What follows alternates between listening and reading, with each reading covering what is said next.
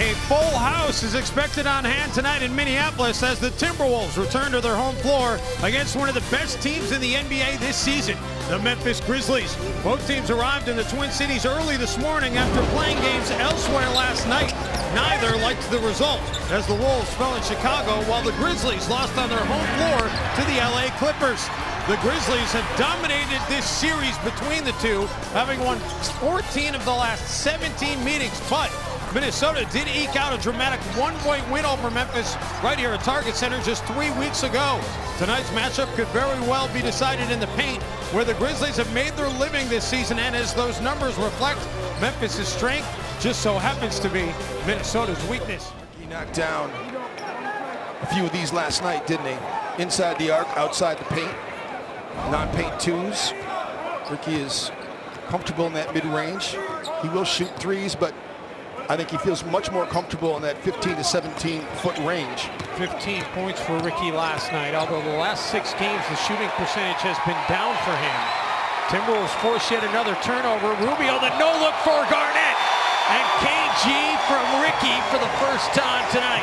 Give Kevin Garnett the steal on that possession. He created that steal by getting up on Zach Randolph and knocking the ball away. That was team defense personified right there.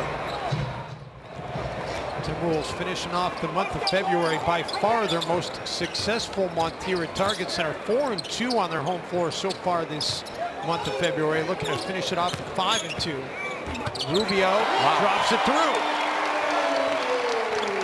That's the next frontier for Ricky Rubio, is being able to finish at the rim like that. Gorgie Jang, and the Timberwolves turn yet another turnover into points. Mike Conley, Gorgie does a nice job of closing out and disrupts Conley enough to force him into a miss.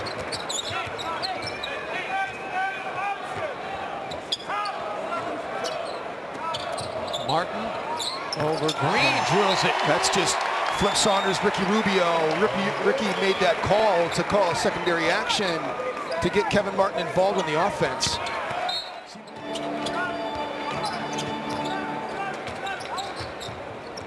Rubio.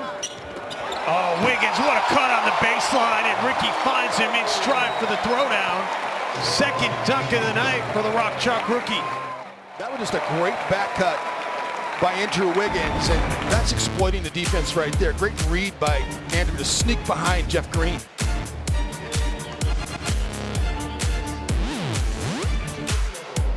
You can put Dave Yeager into that category as well. Dave Yeager, a Minnesota native, and Andrew Wiggins, tough little hook shot for Andrew Wiggins, drops through. A nice start for the rookie as he's got 6 points.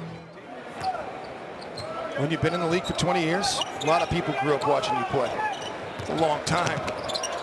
Rubio for Wiggins, finds him in great position, and Wiggins does the rest. We need to go back and find some of those early post-ups from early in the season when Minnesota matched up with Memphis and Flip Saunders went to those post-ups with Andrew against Tony Allen right away. Conley, rebounded by Rubio. Timberwolves slowly climbing their way back into this game after trailing by 15. Adrian Payne gets him even closer. 8-0 run for Minnesota. Boy, does Adrian get a little deep knee bend before he lets it fly? Gasol underneath, has it taken away. Rubio comes up with the basketball. Ricky's just so disruptive. Gary Neal out of the corner. That would have been huge had it gone. Payne, though, what an effort by the rookie out of Michigan State. Timberwolves have 11 steals in this game now.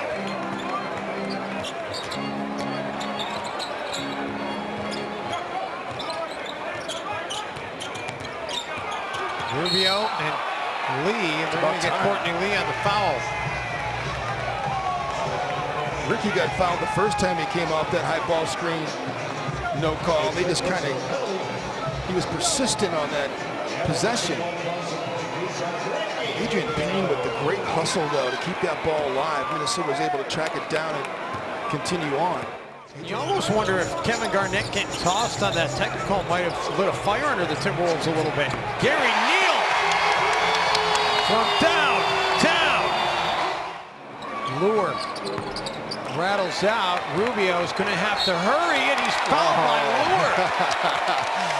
That was a vet move by Ricky Rubio.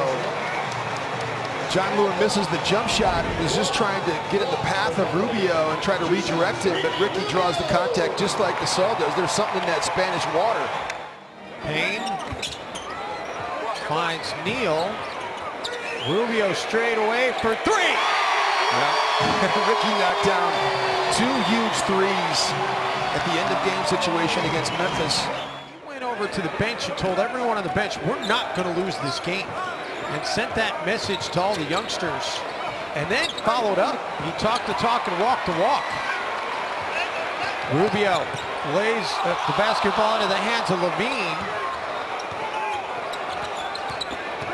Oh, this is a physical basketball game. Neal finds Levine all alone for the three. Oh, just rattles out. Gorgie fights for it. Able to save it, get it over to Ricky with a fresh 24. I love it. Timberwolves exploited Memphis in the turnover department that night as well. They had 24 points off of 18 Grizzlies turnovers. They're even better tonight, 30 points off 22 turnovers. Still a long ways to go here in this one.